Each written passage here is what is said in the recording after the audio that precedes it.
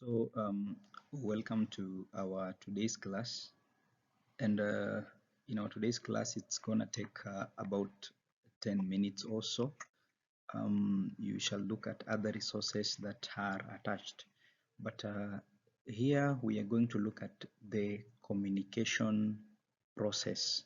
And the communication process basically, we have to understand the meaning, then we have got to understand the process of communication. Then finally, we shall look at the different forms of communication. Uh, if you may ask yourself, what does the term communication mean?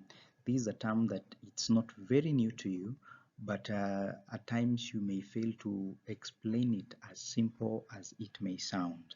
Now, communication is simply the process of transmitting and receiving a message. Therefore, when from the definition, we can say that for communication to occur, there must be one, a receiver.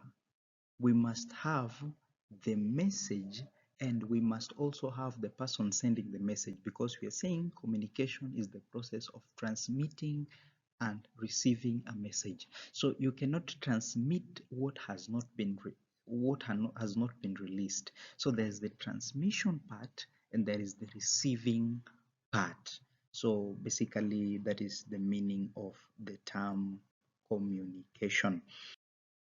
We go ahead and look at the communication process. With me here is a flow chart, and you have to begin with this flow chart.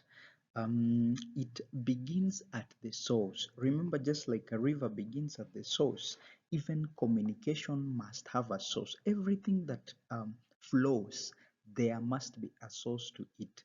And you look at this flow chart, we have what we call a source. And a source is the person that is releasing the message. It is the point of releasing the message. So if we are two people, I am the teacher, you are the student, and I am speaking using my vocal sound. And when I say a word, I explain an idea. I am the person who is releasing the information. Therefore, I am the source. But before I release that information, there is what we call encoding. Now, encoding is just to package what is in your mind in a way that the receiver or the intended person will get it clearly. Now, it may be a technical term, but because I understand my audience, I will package it in a manner that you will best understand. That is what I'm calling, or we are calling, encoding.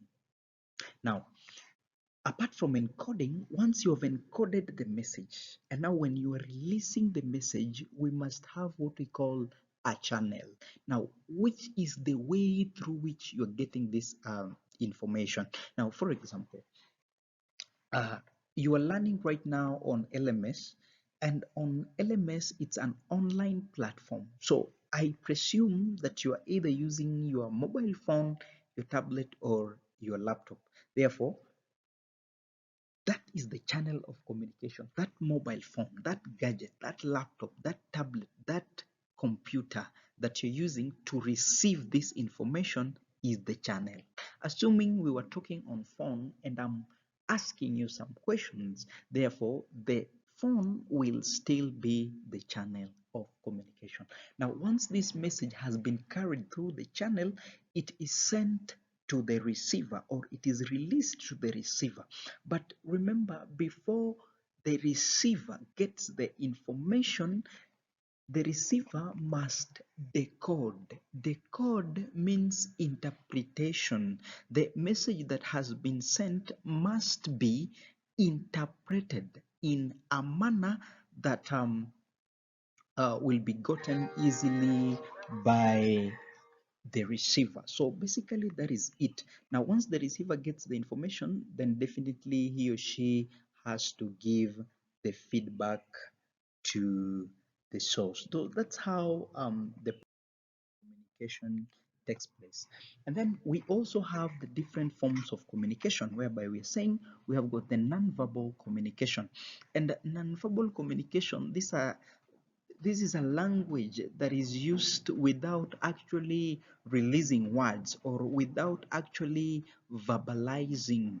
But basically, we say that you can use body language, you can use gestures, but you do not utter the words.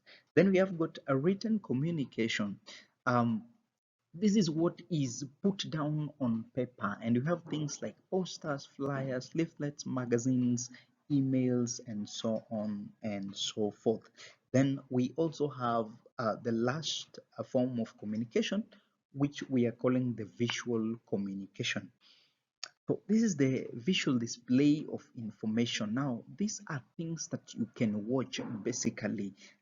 This can be photography, signs, and symbols. These are things that you can visualize. It is different